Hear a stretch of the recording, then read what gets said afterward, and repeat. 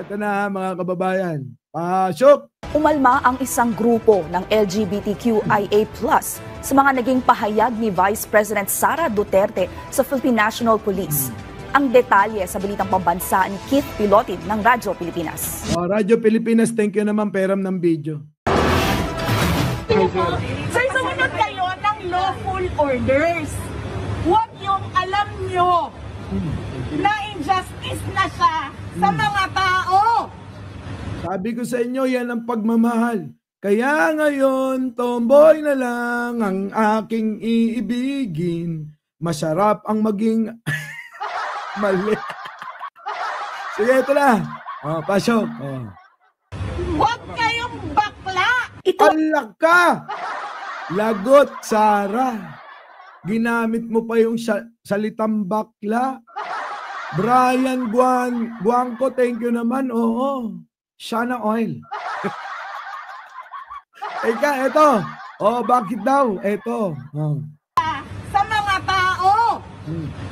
Huwag kayong bakla. Ito ang naging mabigat na pahayag ni Vice President Sara Duterte laban sa mga tauhan ng Philippine National Police o PNP na nakaata sa paglilipat kay Attorney Zulaika Lopez sa Veterans Memorial Medical Center na salungat sa kagustuhan ng Vice Presidente na dalhin ito sa St. Luke's Medical Center. Dahil dito, umalma ang grupo ng LGBTQAI+ sa mabigat na pahayag ni VP Sara sa mga salitang ginamit ito sa kanyang pag-aalboroto. Huwag kayong ganyan. Ang pinakamahirap na kalaban ay bakla. Kaya nga ako, gusto kong kakampi si Madam Eli at si Pebbles Talakera. Kasi ayoko kaaway bakla. Oo, mahirap kalaban niya. Ngawa na ngawa. Ayan na mga kababayan. Ilang membro ng LGBTQIA+, umalma siya naging pahayag. Ito na nga. Nako, dagdag kaaway na naman. Kaya mukhang kahit hindi na tayo lumaban, mga kababayan, mas lalaki pa sa lalaki ang bakla. Mga kababayan, hayaan na natin sila. Sugod mga kapatid. Sister, go, Gora. Ganon, di ba? Pangunahan mo na, Mami Pebbles. Mami Pebbles, pangunahan mo ng laban na to. Oo. Naku, wala naman na si Sasot. Nando doon na sa China. Grabe mga bakla talaga alam nyo na ha, close tayo. Di ba? Mga sister. Ready kayo ha? Dahil tayo, aarangkada. Kasi, inaaway tayo ni BP. Masyado tayo minamaliit niya. Oo. Ay, nako. Bisit na buhay talaga to. Sara, dagdag kaaway to. Sara Duterte, dagdag kaaway na naman. Pati yung mga nanahimik na bakla. Oo.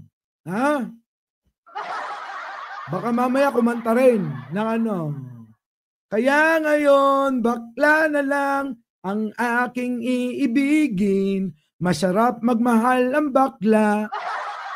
Ano yun? Sunod nun? Nawala. Ito na mga kababayan. Ano ka sunod nun? Asan ka na? Nawala. Tuloy. Ayon kay Bahaghari Community Chairperson Reyna Valmores Salinas, hindi dapat ginagamit ang salitang bakla para mang-insulto o gamitin ito sa negatibong paglalarawan, lalo na sa mga pulis na ginagampanan lang ang kanilang tungkulin. Ayan hindi ko ginagamit yan.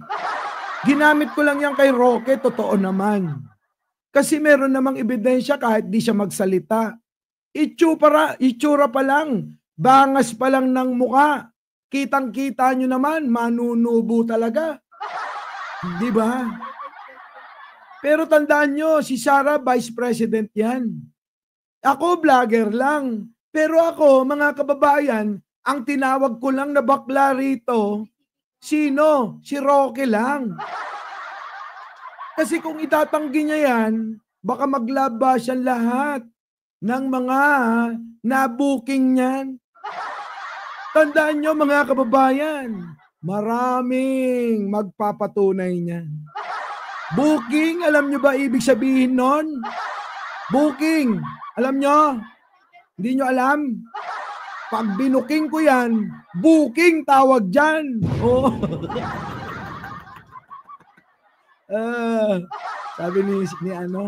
Sabi ni Jan Angeles, aminin mo na baby. Oo, suki ka ni Roque.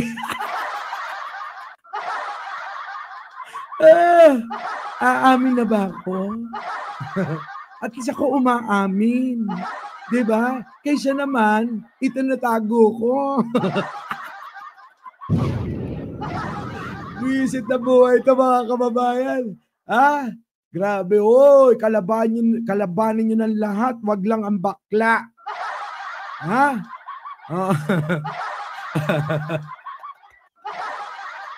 Visit na bukig yan. Tuloy, bakit? Sa negatibong paglalarawan, lalo na sa mga pulis na ginagampanan lang ang kanilang tungkulin. Napakalinaw, derogatory po ang statement na pinakita ni VP Sara Duterte. Di ba? Sara Duterte, kahit totoo, aminin na natin mga sir. Minsan meron ding mga nagtatago. Pero pag nagtago, huwag nyo nang pakialaman. Ibig sabihin, ayaw nilang mabuking. Diba? Ilang beses na ba tayo nakakita ng balita na may pulis din? May sundalo rin. Lahat na lang ng propesyon. Nandiyan lang sila nananahimik. Pero pagka merong ganitong revolusyon, makikita nyo sila maglalabasan din. Diba?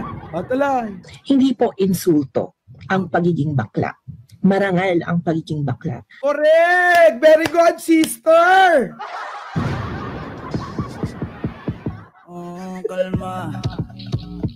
Baby, kalma. Huwag mo naman akong bigyan ng dahilan para tabihan ka. Sister, meron mga bakla sa kabila. Papanig kaya sa inyo yung mga yon? Balita ko ay paglalaban nila hanggang kamatayan si Sara. Sukdulan na kumamal sila ng pera. Kasi sabi nila, organisado sila. So girl, laban lang. Sama ako dyan. Visit to, pakinggan nyo mga kababayan. Insulto ang pagiging bakla. Marangal ang pagiging bakla. Kung meron man pong nakaka-insulto, hindi po yun yung pagiging miyembro ng LGBT community, kundi ang pagiging isang politiko, isang elected official, na hindi kayang sagutin ang mga simpleng tanong ng mamamayan kung nasaan na napunta ang pera. Anya, dismayado sila kay VP Sara dahil taliwas ito sa ipinangako niya noong eleksyon na proteksyon para sa kanilang karapatan. Pagdating sa halalan, alam nyo mga kababayan, pinangakuan. Pinangakuan yung marami nating mga kababayan tulad niyan at tulad ko. Ayan na, umaamin ako. Pinangakuan yung mga baklang kapatid natin at aking mga amiga, Sister Raka. Sister, laban lang ha. So mga kababayan, yung pangako niya noon, mukhang si First Lady ang tutupad niya. Mukhang yun ang pangungunahan at pamumunuan ni Mami Pebbles ko. Etong mga bakla, nakatulad ni Madam Ellie na partner ko. At ni Direk Freddy, na madalas dito. So mga kababayan, ito lang yan. Noong panahon ng eleksyon, pinangakuan ni Sara Duterte ang Federasyon ng Kabaklaan. Pero mga kababayan, ito ngayon ang nangyayari dyan. Imbis na to pa rin yung pangako niya na tulong para sa kanila. Nang maiangat naman ng antas kaysa binubuli sila. Ang problema mga kababayan, naku, ginamit na naman sila. Sara Duterte, alam naming ikay nasa kabila. Pwedeng sa kabila, pwedeng sa kanan. Pwedeng kaliwa, kanan, kaliwa, ganon. Ano ibig sabihin nun? Vice President, totoo ba? Na ikaw daw ay pumapatol sa kapwa babae. Minsan, mas madalas, sa babae nga daw. Kaysa sa lalaki. Gaano katotoo yan? Tanong lang naman. Ha? Tanong lang naman. Tanong ko lang yan, ha? Oh, eto na. Tuloy. Sasabihin nila kunwari, pinaglalaban ka namin, kasama ka sa programa namin, pero sa gawa, iba naman pala yung pinapakita. Kita nyo? Pero bago natin puntahan, nakikiusap na yung supporter ni Direk Freddy. Direk Freddy Valera na bakla. Mga bakla, pakiusap, pakihampas, pakipindot yung subscribe sa channel niya. Konting-konti na lang mga kababayan, 100 na siya. Bigyan natin ng kaligayahan. Unahin na natin si Direk Freddy. Ulitin ko, ha. Bigyan naman natin ng kasiyahan ng mga bakla. Unahin na natin si Direk Freddy. Oo. Diba? Kasi kilala nyo naman siya. Baka naman pwede.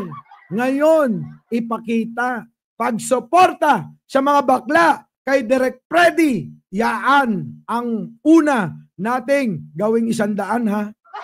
Okay? So mga kababayan, pindutin nyo na. Pasok, bakla. Ay, bakla. Sister.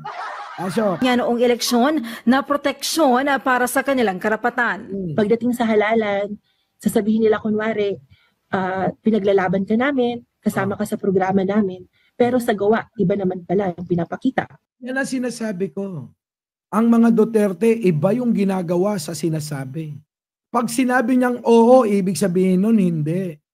Tandaan nyo yan mga kababayan. Ang mga Duterte, magaling lang magsalita yan, mangako at kung ano-ano.